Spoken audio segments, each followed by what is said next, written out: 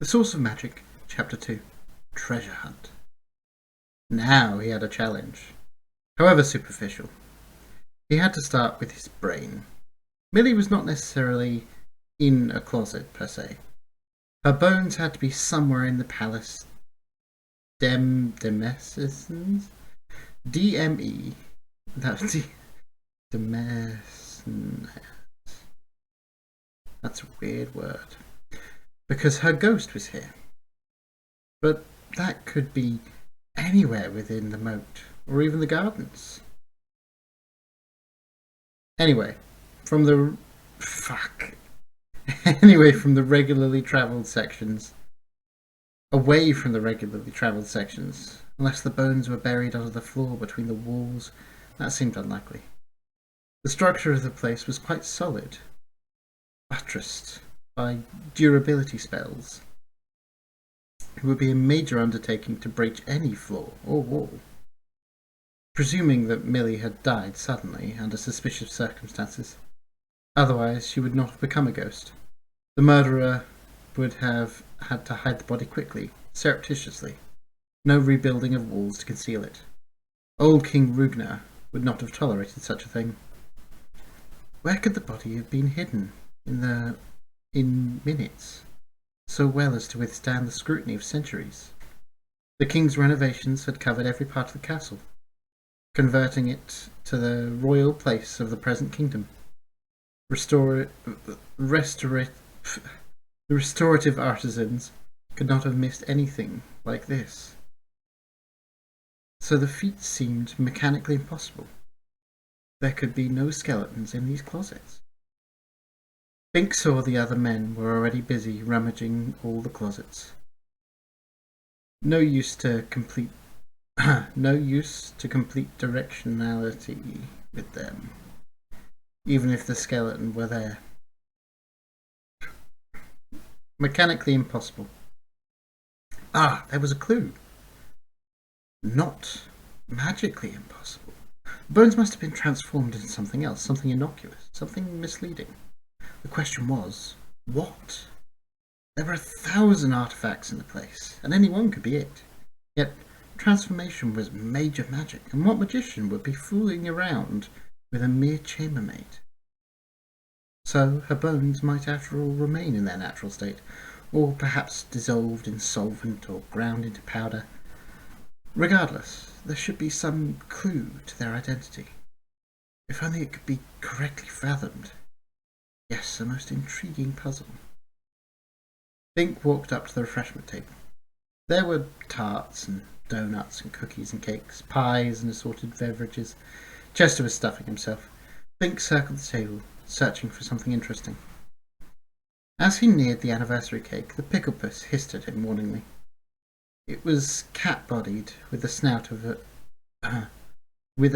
that was green and prickly, like a pickle, and its eyes were moist with brine. For a moment he was tempted to advance on it and try his magic against its. He could not have been harmed by magic, yet surely the feline would try to pickle him. What would happen? No. He was not a juvenile daredevil, compelled to prove himself by foolish exploits. Why force his talent to labour unnecessarily? He spotted a smiling face cookie and picked it up. As he brought it to his mouth, the smile became an O of horror. Bink hesitated, knowing this was merely another of the Queen's illusions, but loathing to bite it anyway. The cookie screwed up its face in anticipation of an awful end. Then, when the bite didn't come, it slowly reopened its one icing-dabbed eye. "Here, puss, you take it," Bink said, extending the cookie to the leashed creature. There was a faint zoop, and the cookie was pickled. One of its eyes opened, the other closed. Now it reeked of brine. He set it down on the floor, and the pickle-puss slunk forward and took the pickle cookie in its mouth. Bink no longer felt hungry. "Your spell is ailing," said a woman beside him. Oh, is this? "Your spell is ailing," said the woman beside him. It was the old spell doctor, enjoying her unexpected participation in the proceedings. The party was theoretically open to all, but few garden variety citizens had the nerve to attend. But it's too potent for me to fix. Are you a magician? No, just very strongly talented. Talented non-entity, Bink said, wishing there were a facetious at as it was intended to sound. I word good much. She concentrated. No, I am mistaken. Your spell's not sick. It's bulked. I think it suffers from a lack of experience. Exercise? Have you used it in the last year? Some, Bink said, thinking to the recent escape from the moat monsters. Not much. You have to use your magic or you lose it, she said wisely. What if there's no occasion to use it? There's always an occasion for magic in Xanth. That hardly seemed true for him. Here in the palace, his talents protected him from most harm, but so did the favour of the king. So his talent got little exercise, and might indeed be getting flabby, so to speak. His fight with the animated sword had been the first real action for his talent to manifest in some time, and he had sought to avoid invoking his magic there.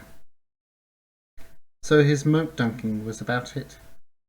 He remained a little wet, but the undersea decor concealed it.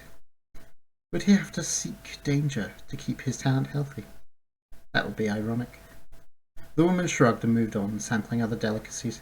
Bink looked about and caught a ghostly eye of Millie. He went to her. How is it proceeding? He inquired politely. At close range, a ghost was audible. Perhaps the movement of her white lips helped. It is so exciting, she exclaimed faintly. To be whole again. Are you sure being mortal is worth it? He asked. Sometimes, when a person achieves his dream, it sours. Was he really addressing her, or himself? She gazed at him with sympathy. He could see the other guests milling about beyond her, for she was translucent, milling through Millie. It was slightly hard to focus on her, yet she was beautiful in a special way. Not merely her face and figure, but her sheer niceness and concern for others. Millie had helped the chameleon a lot, showing her where things were, what fruits were edible, what was dangerous, explaining castle protocol. It was Millie who had inadvertently shown Bink himself another facet of the magician Trent, back when Bink had believed the man to be evil. It would be so nice if you found my bones, Millie said. Bink laughed, embarrassed. Millie, I'm a married man. Yes, married men at best. They are broken in, experienced, gentle, durable, and they do not talk graciously. For my return to life, for my first experience, it would be so nice. Is no one in this book not horny? Good Lord. I don't understand. I love my wife Chameleon. Yes, of course, you're so loyal, Millie replied. But right now she is in her ugly phase, and in her 9th month with child, and her tongue is as sharp as a manticore's sting. Right now is when you need relief, and if I recover my life. Please no more, Bink exclaimed. The ghost was striking right on target. I love you too, you know, she continued. You remind me of one I really loved, when I lived. But he's 800 years dead and gone. She gazed pensively at her misty fingers. I could not marry Bink. When I first met you, I could only look and long. Do you know what it is like, seeing everything and never participating? I could have been so good for you if only. She broke down, hiding her face, her whole head hazing before his eyes. Bink was embarrassed and touched. I'm sorry, Millie, I didn't know. He put his hand on her shaking shoulder, but of course the hand passed right through. It never occurred to me that your life could be restored. If I had, of course, she said. But you will be a very pretty girl. I'm sure there'll be many other young men. True, she agreed, shaking her head. Now her whole body was fogging out. The other guests were beginning to stare. This was about to get awkward. If there's anything I can do, Bink said. Millie brightened instantly, and her image sharpened correspondingly. Find my bones. Fortunately, that was not easily accomplished. I'll look, and if I have no better chance than anyone else. Yes, you do. You know how to do it. If only you put your marvellous mind to it. I can't tell you where they are. But if you really try, it's been so many centuries, promise me you'll try. But what a chameleon think. Millie put her hand on her face. The stares of the other guests hardened as the ghost's outline softened. All right, I'll try, Bink promised. Why hadn't his talent protected him from this? But he knew the answer. His talent protected him from physical, magical harm. Millie was magical, but not physical.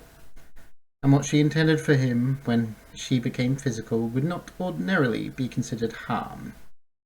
His talent had never concerned itself with emotional complications. Bink would have to solve this triangle himself. The ghost smiled. Don't be long, she said, and drifted off, her feet not touching the floor. Bink spotted Crombie and joined him. I begin to comprehend your view, he said. Yes, I noticed her working you over, Crombie agreed. She's had her secret eye on you for some time. A man hardly has a chance when one of those vixens starts on him. She believes I can locate her bones first, but now I have to try. Really try, not just dawdle. Child's play, Crombie remarked. There, that way. He closed his eyes and pointed upward at up an angle. I didn't ask for help, Bink snapped. Oh, sorry. Forgot where I pointed. I can't. Oh, sorry, he says, forget where I pointed. That's a request. I can't. I'll have to go look there. You sure as hell our bones will be there? Millie must have known I'd consult you. Maybe that's her talent, knowing things ahead of time. Why didn't you skip out before she was murdered then? Why didn't she skip out before she was murdered then? I weren't good much. Good question. Maybe she was asleep? Well, you're not asleep. You could skip out.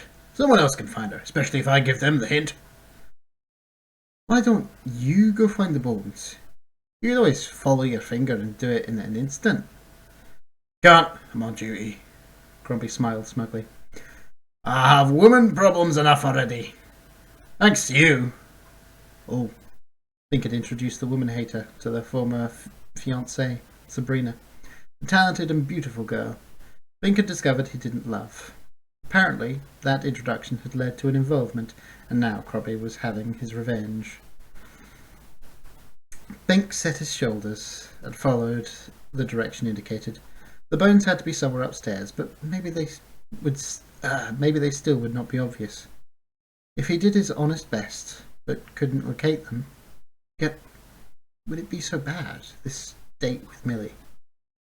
All that she had said was true. This was a very bad time for Chameleon, and she seemed very fit only to be left alone. Until she phased into her beautiful, sweet aspect and had the baby. No, there lay ruin.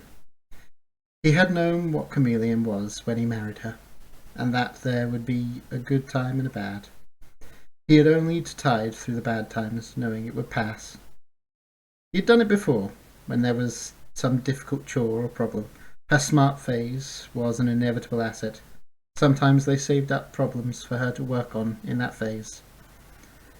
He could not afford to dally with Millie, or any other female. He oriented on the room that lay on the fine Crombie, on the line. Ha! They've misspelled it in the book here. They've written line when they mean They've written fine when they mean line. He oriented on the room that lay on the line Crombie had pointed. It was the Royal Library. There was the lore of centuries stored. The ghostly skeleton was there. Bink entered, and there sat the king. Oh, sorry, Your Majesty, I didn't realise. Ah, come in, Bink, King Trent said, fashioning a warm smile. He looked every bit a monarch, even when half slumped over a table. As now. I was meditating on a personal problem. Perhaps you have been sent to provide the answer. I lack the answer to my own dilemma. I'm ill-equipped to comment on yours. Your problem? Chameleon is difficult, and I'm restless. And someone is trying to kill me. And Millie the Ghost wishes to love me. King Trent laughed, then stopped. Suddenly I perceive that was not a joke. Chameleon will improve, and your restlessness shall abate. But the others? Who seeks your life? I assure you there's no royal sanction for that.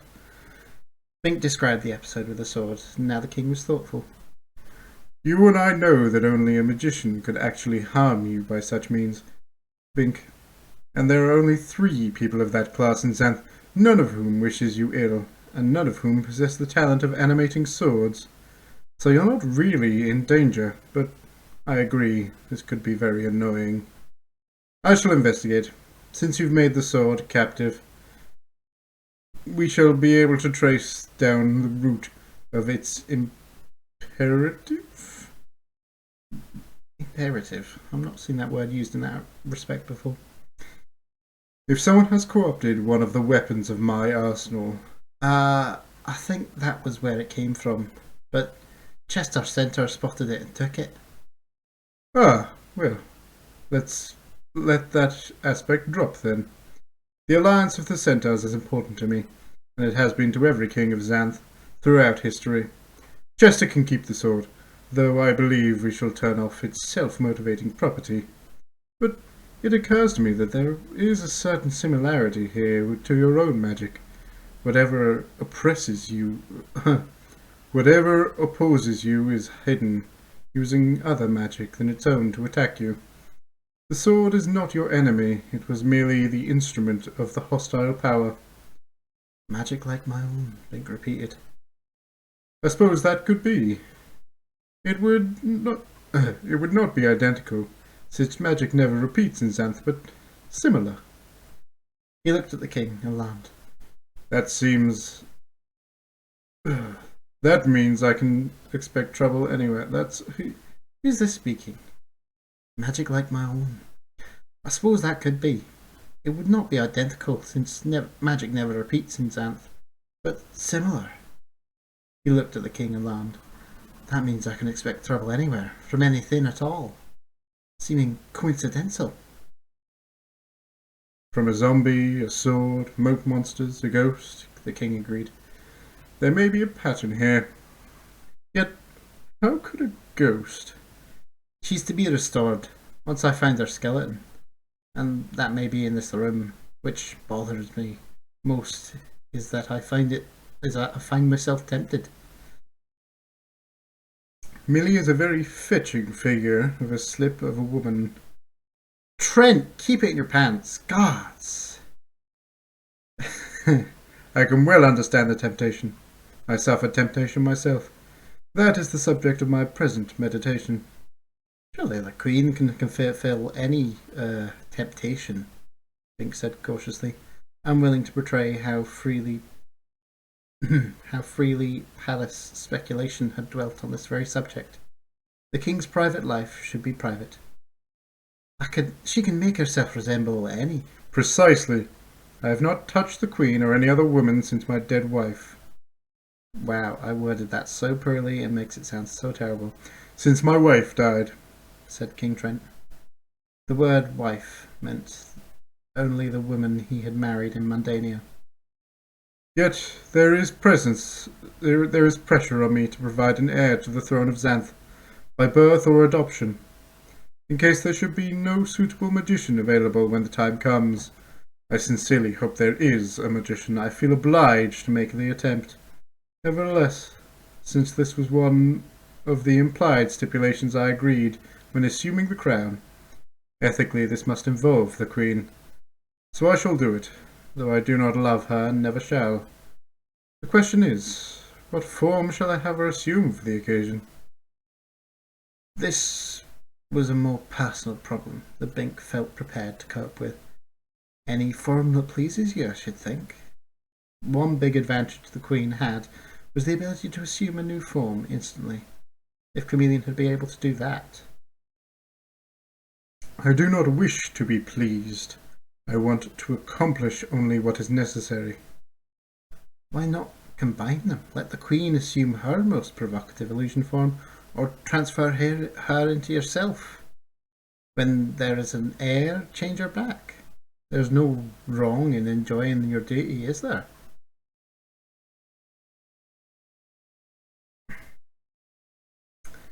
Or transfer her to it yourself. Just the king sleeping with himself. The king shook his head. Ordinarily this would be true. Oh, that's him. Ordinarily this would be true, but mine is a special case. I'm not sure I would be potent with a beautiful woman, or any woman other than the one who closely resembles my wife. Then let the Queen resemble your wife, Big said without thinking. My concern is that would degrade the memory I cherish. Oh, I see. You mean, if she was too much like your wife, she might seem to replace her? Approximately. That was an impasse. If the king could only be potent with his dead wife, and could not abide any other woman resembling her physically, what could he do? This was the hidden aspect of the king that Millie had shown Bink, way back when. His continued devotion to his prior family. It had been hard, after that, to think of such a man as evil, and indeed King Trent was not evil. He was the finest magician and perhaps the finest man in Xanth. Bink would be the last to wish to disrupt that aspect of the King Trent's being. Yet the problem with the heir was the real one. No one wanted a repetition of the shambles resulting from a lack of well-defined royal line. There had to be an heir to serve until a suitable magician appeared, lending continuity to the government. We seem to have a similar dilemma, Your Majesty, Bink said. He tried to maintain the proper attitude of respect, because of the way he had known Trent before he was king. He had to set a good example. We each prefer to remain loyal to our original wives, yet find it difficult. My problem will pass, but yours, he paused, struck by dubious inspiration. Millie's to be restored by having her skeleton dipped in healing water.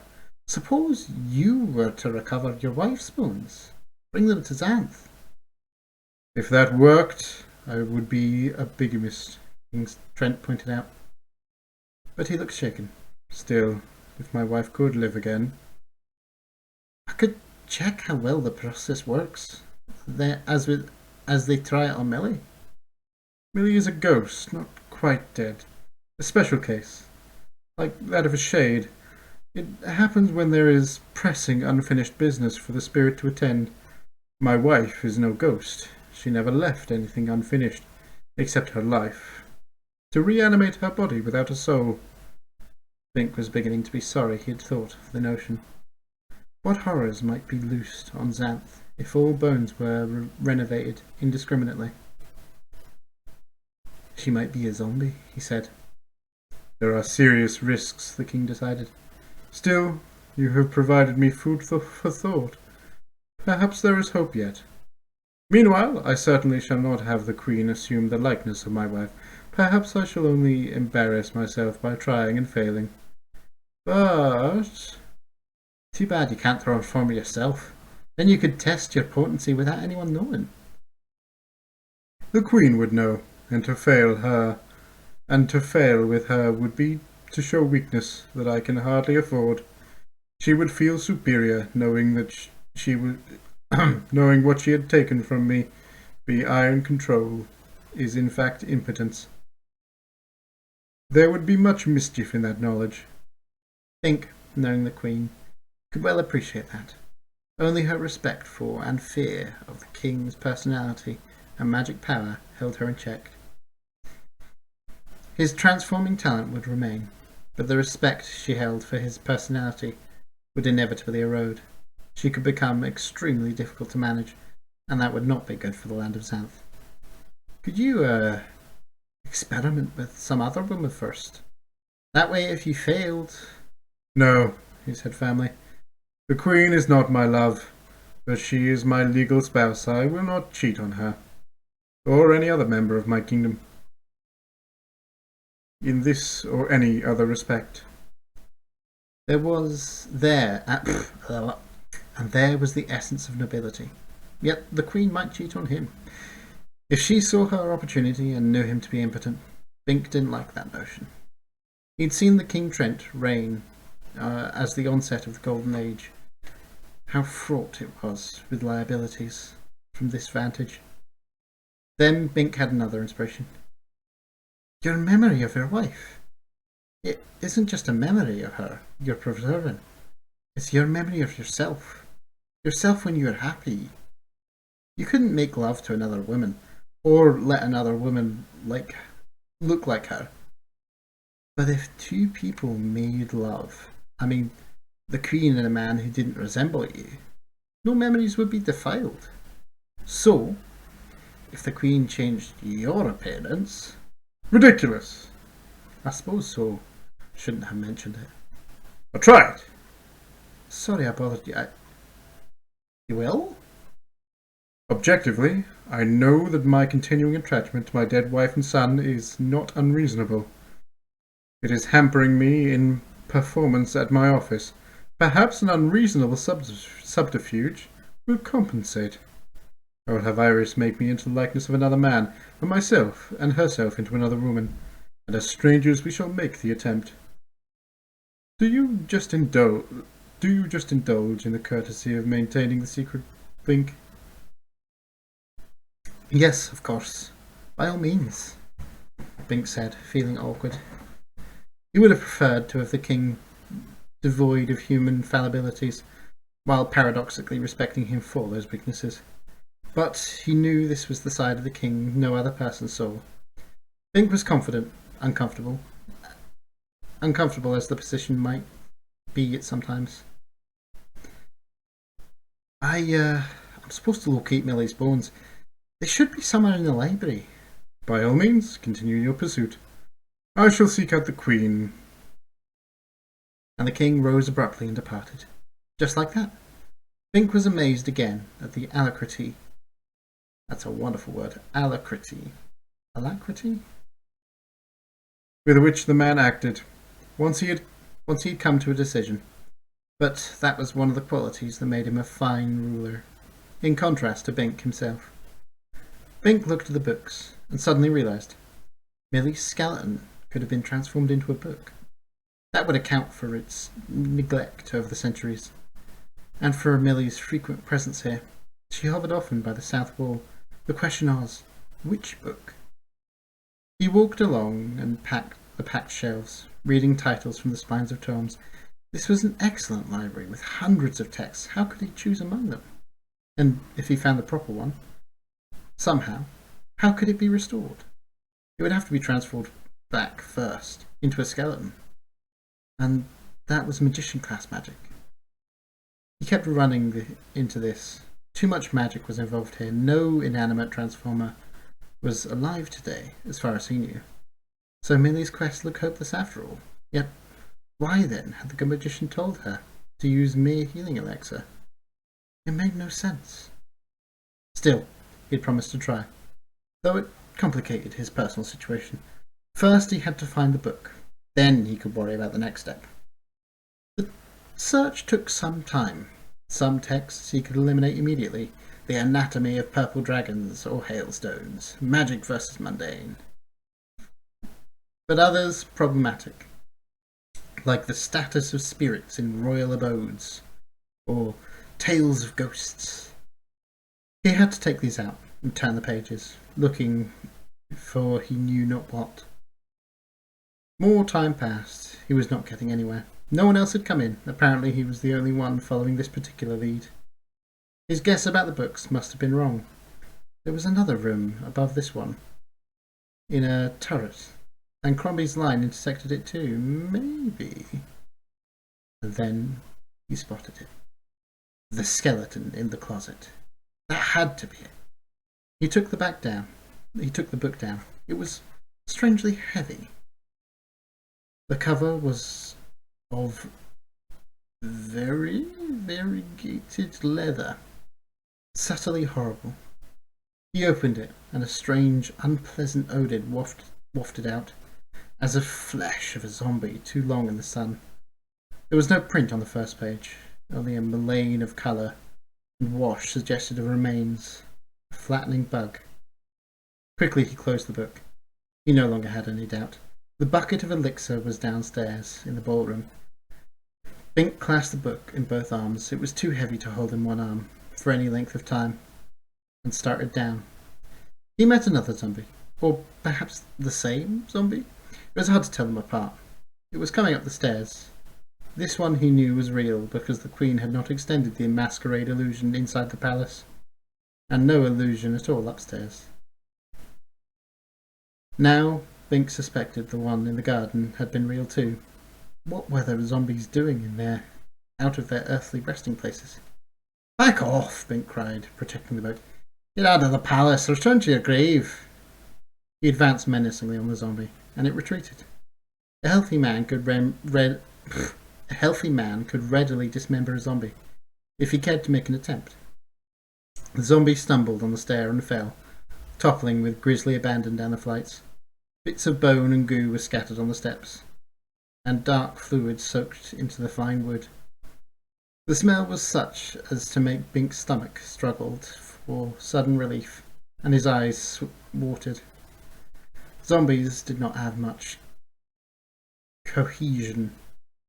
Bink followed it down, pursing his lips with distaste. A number of zombies were associated with Castle Rugner, and they had been instrumental in making it the palace of the king. But now they were supposed to lie safely in their graves. What ghastly urgency brought them into the party? Well, he would notify the king in due course. First, he had to see Millie's skeleton. He had to see to Millie's skeleton. He entered the ballroom and found the subaquatic motif was gone. The normal pillars and walls had returned.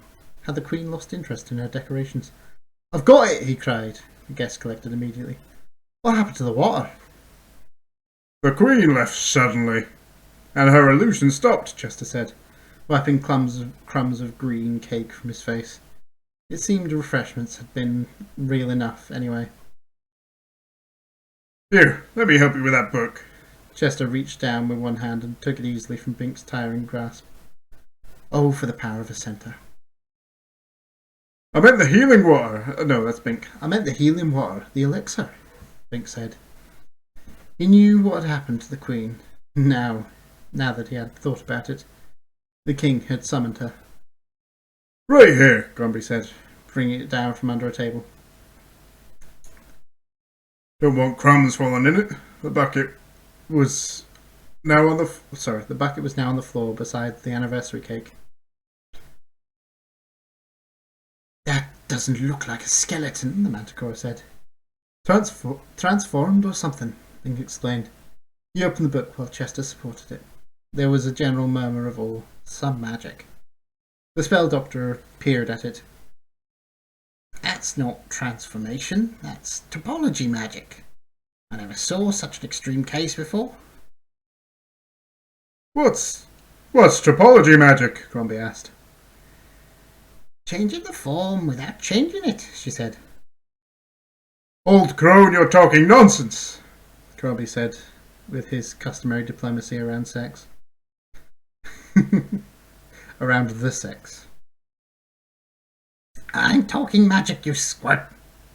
Take an object, stretch it out, stretch it, squitch it flat, fold it. You have changed its shape, not its nature.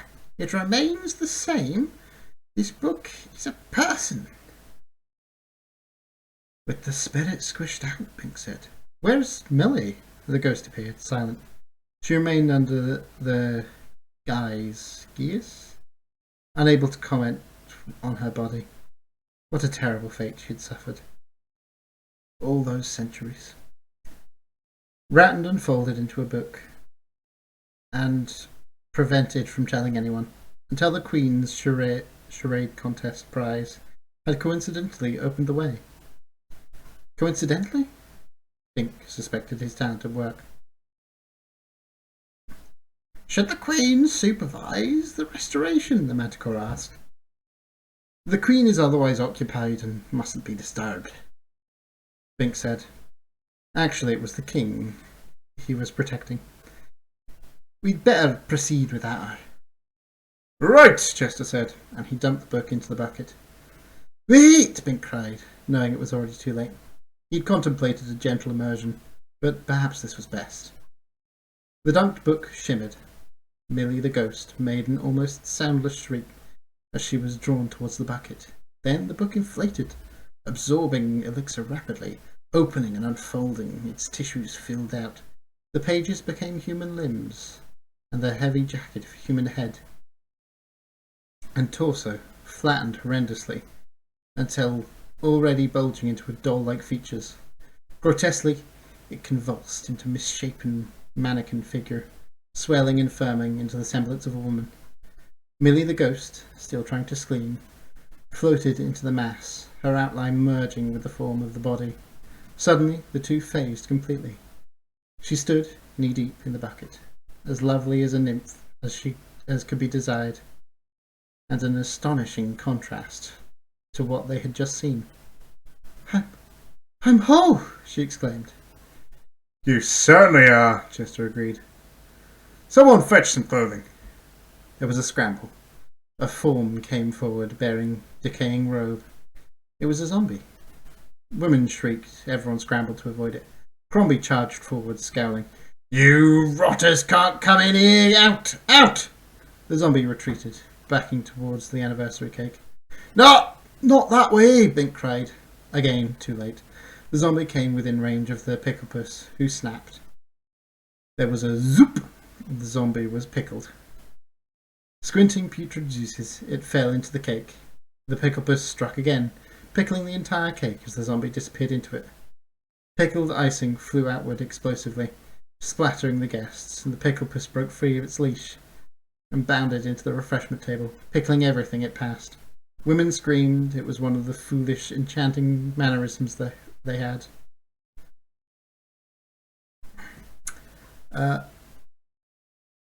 What's going on here? A strange young man demanded from the main doorway.